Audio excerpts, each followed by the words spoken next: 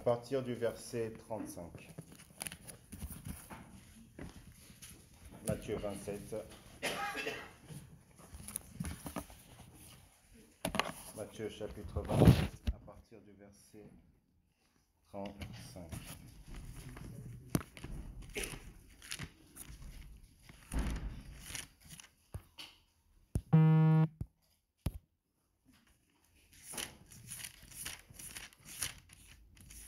Tout le monde a trouvé la parole?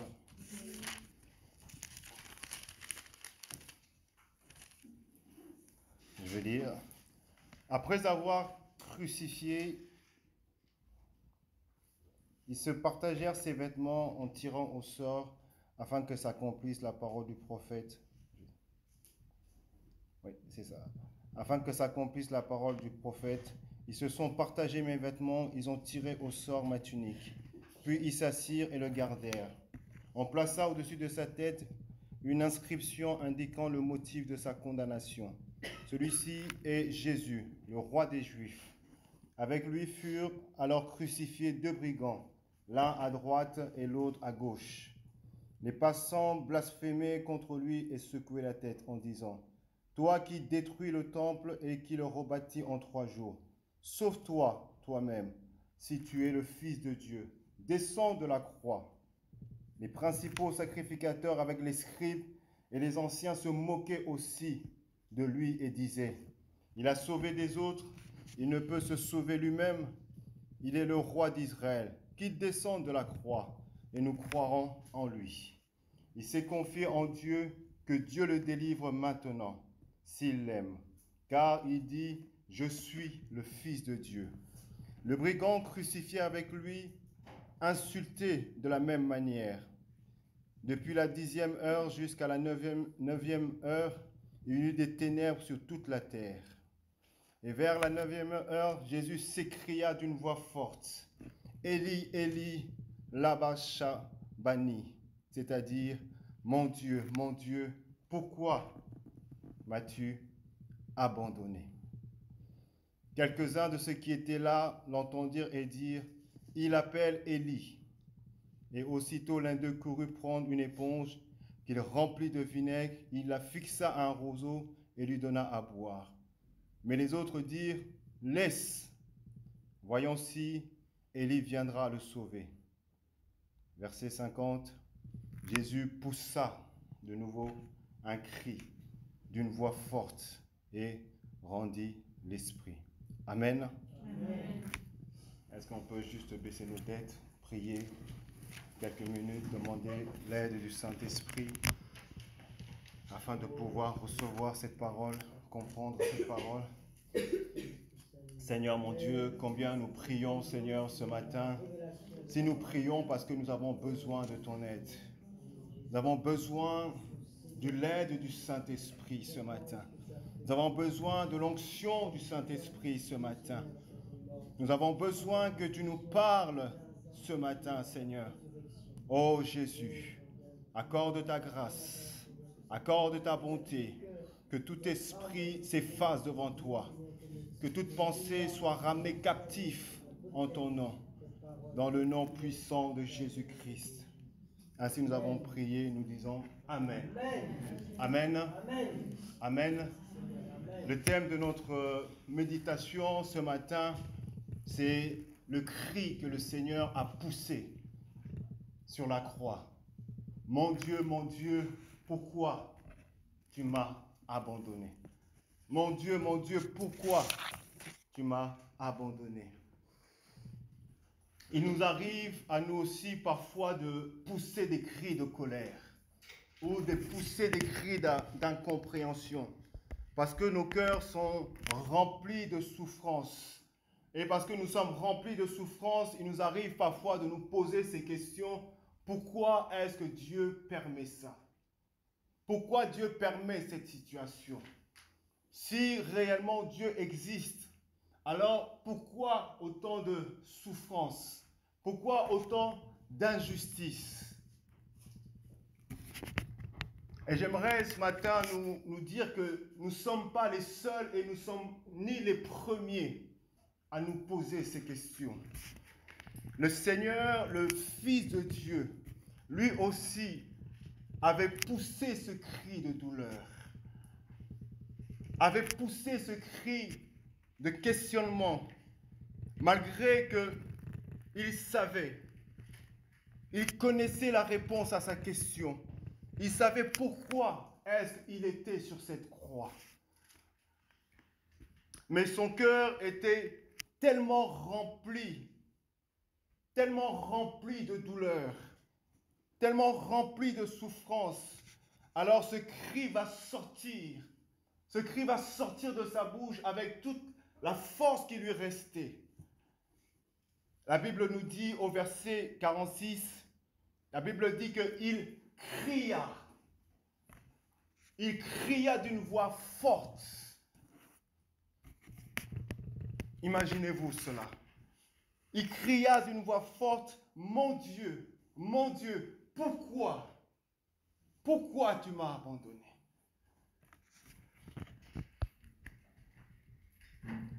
Sur cette croix, le Seigneur est en train d'expérimenter la plus terrible, je dirais, de toutes les souffrances qui peut exister sur cette terre. Notre Seigneur est en train de souffrir une souffrance, je dirais, la plus grande des souffrances qu'il peut y avoir. La séparation avec son Père. Le Père n'est plus avec le Fils. Le Père s'est détaché du Fils. Le Père s'est retiré du Fils. Pourquoi? Parce que le Fils porte le péché de l'humanité. Le Fils porte notre péché.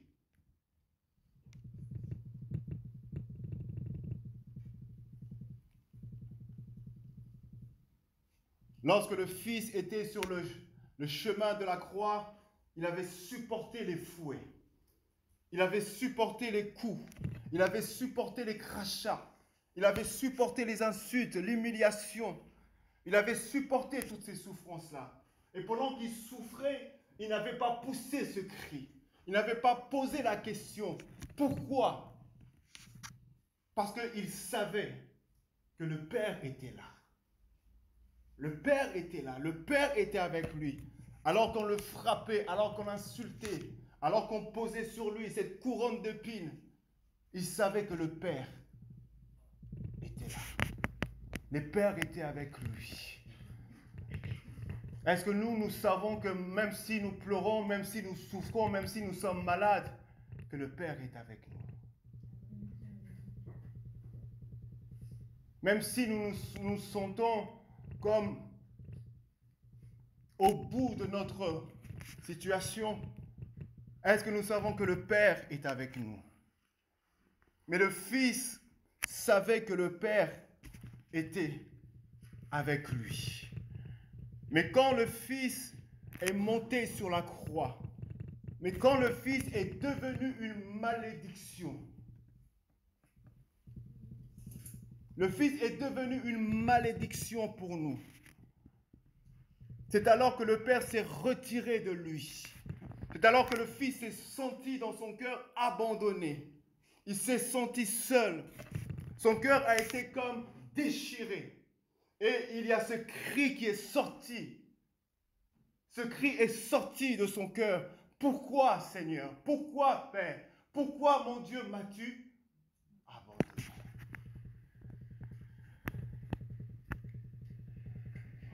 Il n'y a pas de plus grande souffrance que d'être séparé avec Dieu. Il n'y a pas de plus grande souffrance.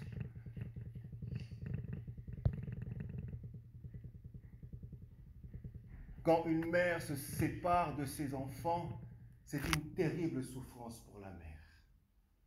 Je me rappelle quand j'avais perdu ma nièce, je me rappelle le jour de l'enterrement, je voyais sa mère se jeter par terre. Je voyais la souffrance de la mère. Je voyais comment la mère a crié, la mère a pleuré. Peut-être moi je voyais ce qui se passait, mais je ne comprenais pas vraiment sa souffrance. Mais cette mère, au fond de son cœur, était comme déchirée.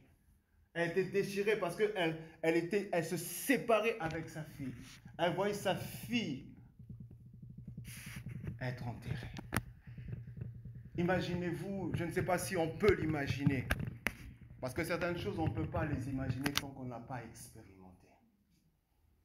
Certaines souffrances, on ne peut pas les connaître tant qu'on n'a pas expérimenté. Ceux qui sont parents, s'ils ont expérimenté cette douleur, ils connaissent cette souffrance qu'il peut y avoir dans le cœur. Et je dirais cette souffrance est encore pire parce que le fils, pour la première fois, s'est senti seul. Le fils qui disait que je ne suis pas seul parce que je sais que le Père est avec moi. Le fils qui pouvait tout supporter parce qu'il savait que le Père était avec lui. Mais le fils là s'est senti seul, il s'est senti abandonné. La séparation avec Dieu est à l'origine de la souffrance de notre humanité. Vous savez, quand Adam et Ève ont commis cet acte, ont commis cette faute, cette rébellion contre Dieu, lorsque les deux se sont séparés avec Dieu, se sont éloignés de la présence de Dieu, ils se sont éloignés du jardin, là où ce jardin qui représentait la présence de Dieu, c'est là que la mort est entrée. C'est là que la souffrance est entrée. C'est là que l'injustice a commencé. C'est là que la haine a commencé. C'est là que le meurtre a commencé. Vous vous rappelez de ce premier meurtre? Caïn a tué son frère.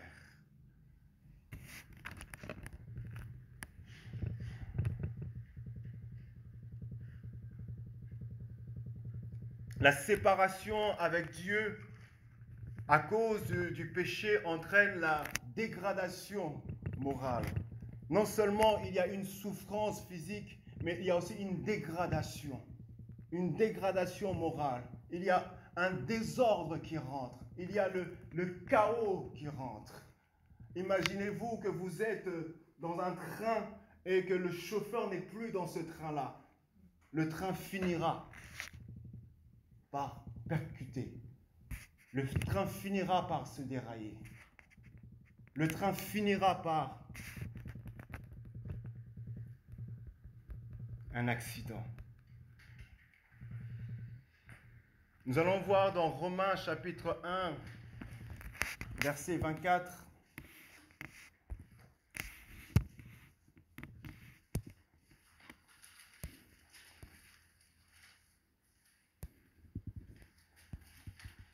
Romains chapitre 1, nous allons commencer à partir du verset 21.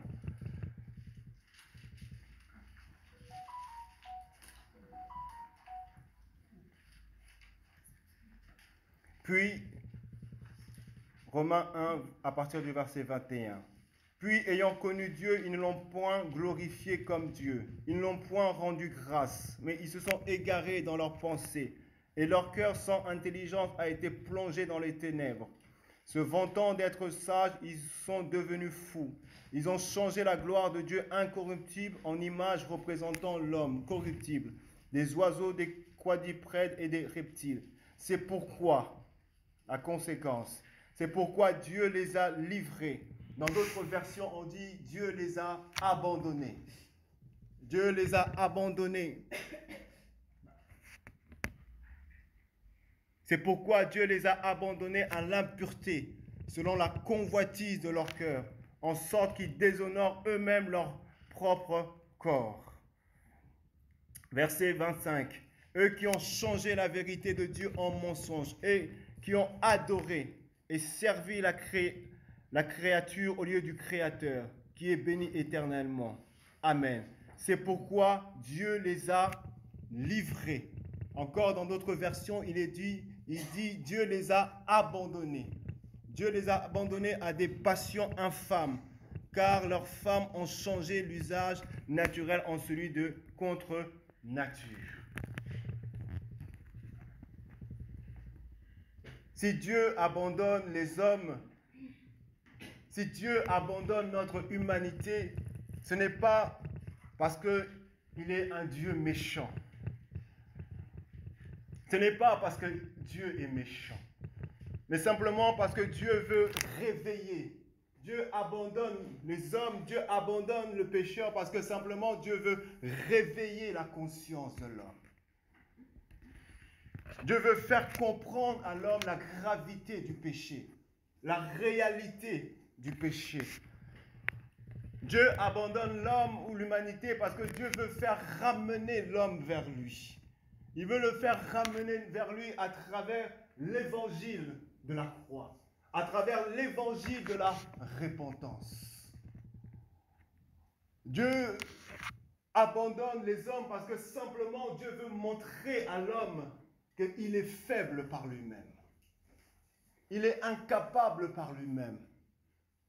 Que si l'homme cherche à diriger sa vie par ses propres efforts, parce qu'il est intelligent, parce qu'il est savant, parce qu'il est ingénieux, il finira par se détruire.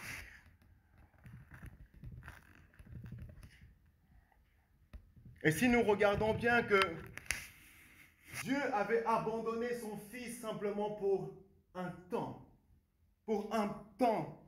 parce que le Fils avait pris sur lui la malédiction de la loi, il avait pris sur lui le péché. Et le Fils a été jugé sur la croix. La colère du Père a été sur le Fils. Et le Fils est passé par la mort. Et la Bible dit que Dieu a ressuscité le Fils d'entre les morts le 3e jour. Dieu est venu vers les Fils et il a ressuscité le Fils. Parce que le Fils ne pouvait pas demeurer dans la mort. La mort ne pouvait pas retenir le Fils. Actes chapitre 2, verset 27.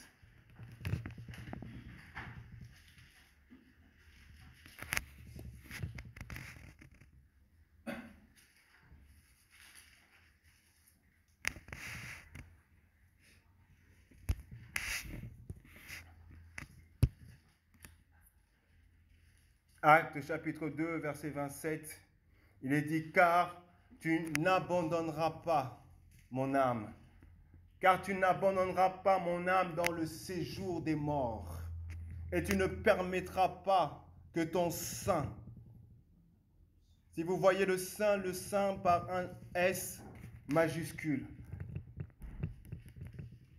et ce sein, ce Christ, tu ne permettras pas que ton sein voie la corruption.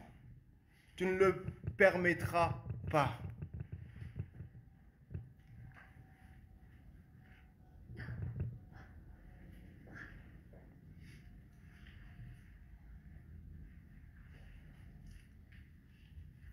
Dieu ne veut pas abandonner l'homme. Dieu ne veut pas abandonner l'homme définitivement. Mais Dieu veut ramener l'homme à une nouvelle vie.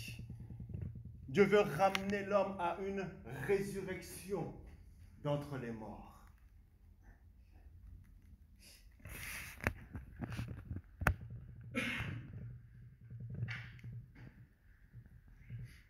Et le Seigneur veut accomplir cela à travers les souffrances du Fils.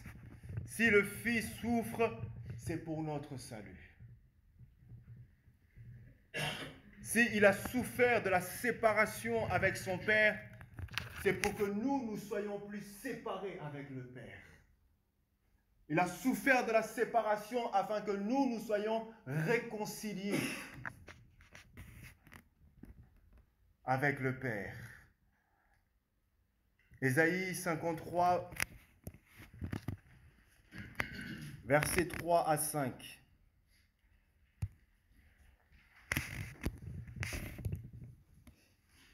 Méprisé et abandonné des hommes, homme de douleur et habitué à la souffrance, semblable à celui dont on détourne le visage. Nous l'avons dédaigné, nous n'avons fait de lui aucun cas. Cependant, ce sont nos souffrances qu'il a portées. C'est nos douleurs qui s'est chargé. Et nous l'avons considéré comme puni et frappé de Dieu et humilié, mais il est blessé pour nos péchés, brisé pour nos iniquités. Le châtiment qui nous donne la paix est tombé sur lui. La Bible dit, et c'est par ses meurtrissures que nous sommes guéris. Galates chapitre 3, versets 13 à 14.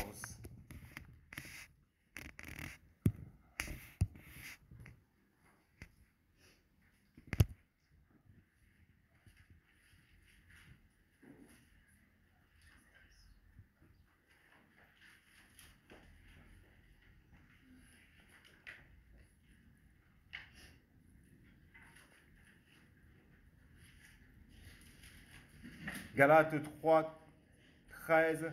Christ nous a rachetés de la malédiction de la loi, étant devenu malédiction pour nous.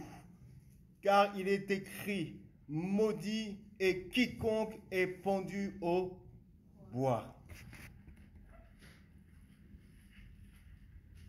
Et le verset 14 nous dit, pourquoi il a été pendu, pourquoi il est devenu une malédiction pour nous, afin que la bénédiction d'Abraham ait pour païen son accomplissement en Jésus-Christ, et que nous reçuions par la foi l'Esprit qui a été promis, afin que la bénédiction d'Abraham. Quelle est la bénédiction d'Abraham? Quelle est la bénédiction d'Abraham si ce n'est pas le salut? Le salut que Dieu donne. Quelle est la bénédiction d'Abraham si ce n'est pas le pardon des péchés en Christ? Le pardon des péchés en Christ, la réconciliation avec Dieu. La Bible dit que vous qui étiez loin, vous qui étiez séparés, nous qui étions séparés de Dieu, nous avons été rapprochés de Dieu. Nous avons été réconciliés avec Dieu.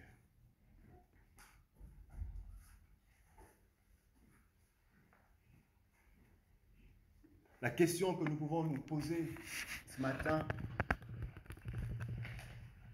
et nous avons une réponse à cette question.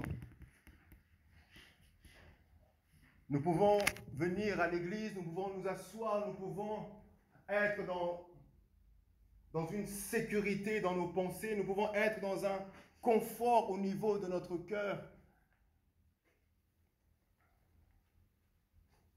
Est-ce que Dieu peut abandonner? Est-ce que Dieu peut m'abandonner? Est-ce que Dieu peut m'abandonner? Est-ce que Dieu peut abandonner celui qui a donné sa vie en Christ? Celui qui a pris un engagement. Est-ce que Dieu peut m'abandonner? Si Dieu a abandonné son Fils, le Fils parfait, celui qui a marché dans ses voies, celui qui a accompli toute la volonté de Dieu, toute sa volonté.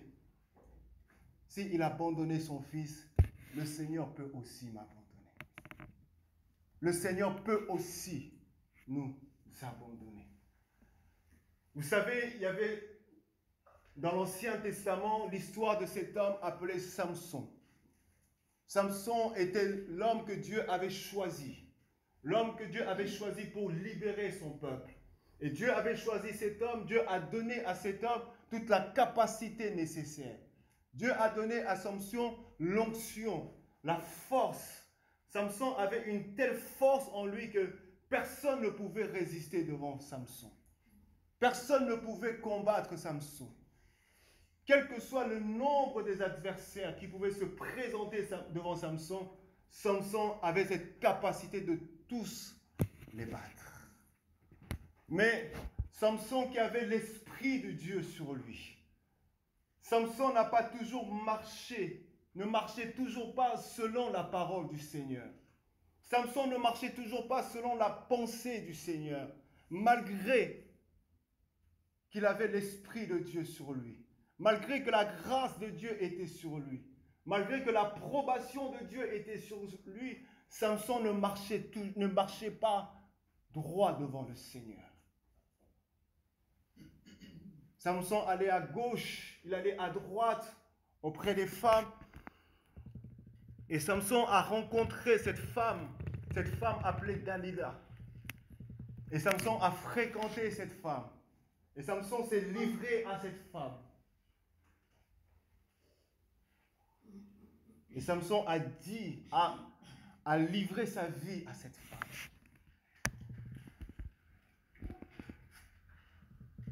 Et un jour, cette femme a décidé de trahir Samson.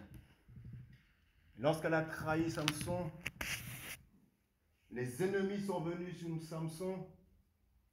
Samson se réveillait de son sommeil. Il a dit, j'ai encore la force de pouvoir me délivrer de ses ennemis. J'ai encore la force, la puissance. J'ai encore l'onction, la présence de Dieu afin que je puisse me délivrer de mes ennemis. Mais la Bible dit que Samson ne savait plus que Dieu l'avait abandonné. Samson ne savait plus que Dieu l'avait abandonné. Samson ne savait plus qu'il était seul. Que la grâce qui était sur lui n'était plus sur lui. Que l'onction qui était sur lui n'était plus sur lui. Il ne savait plus. Mais Samson croyait toujours. Vous savez, nous sommes parfois dans une fausse sécurité. Nous sommes parfois dans une illusion. Nous sommes parfois dans un confort où nous marchons comme nous voulons. Nous marchons selon notre propre volonté et nous croyons que le Seigneur est toujours là avec moi. La grâce de Dieu est toujours là avec moi. Lorsque les parents de Jésus, lorsqu'ils sont venus à Jérusalem pour fêter la Pentecôte, la Bible dit qu'ils sont retournés. Ils ont commencé à marcher.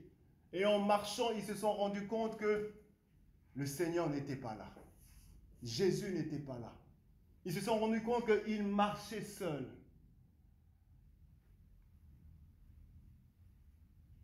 Vous savez, parfois on peut croire que parce que nous sommes chrétiens, parce que nous venons à l'église, que le Seigneur est toujours obligé d'être là avec nous.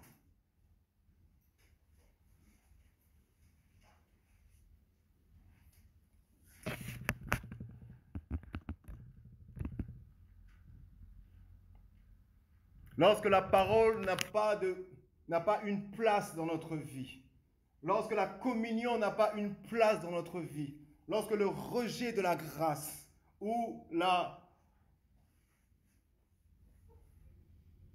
le profit de la grâce, où on profite tellement de la grâce, où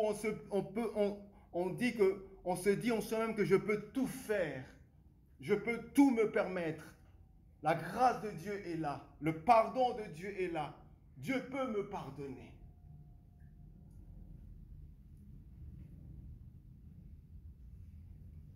On peut marcher et savoir que Dieu n'est plus avec nous. Ce matin, j'aimerais simplement que nous nous posons cette question. Est-ce que réellement Dieu est toujours avec moi? Est-ce que je marche toujours avec Dieu? Est-ce qu'il est à côté de moi? Est-ce qu'il est en moi? Ou est-ce qu'il ne s'est pas retiré de moi? Vous savez, Dieu ne se retire pas de nous parce que nous avons péché aujourd'hui, Dieu s'en va. Non. Pas parce que nous avons chuté aujourd'hui, nous avons commis une faute, Dieu se retire. Non, Dieu ne se retire pas de cette manière-là. Dieu se retire de nous parce que nous persistons. Lorsque nous persistons, malgré la parole que nous entendons, nous refusons de changer. Nous refusons de prendre une décision pour changer notre vie. Nous refusons de prendre une décision pour dire non à ça.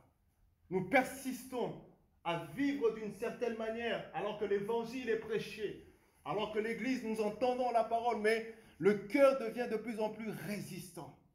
Le cœur devient de plus en plus froid. Laissez-moi nous dire que le Seigneur finira par nous laisser. Il finira par nous laisser simplement pour nous réveiller, pour nous dire que, hé, là tu es tout seul. Tu es tout seul.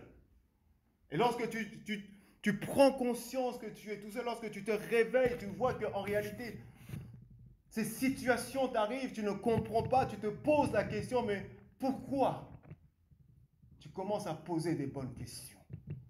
Enfin, lorsque nous disons pourquoi ceci, pourquoi cela, c'est des bonnes questions que nous nous posons, parce que nous nous remettons en question, nous remettons notre foi en question. Et je pense qu'il est nécessaire parfois de remettre sa foi en question.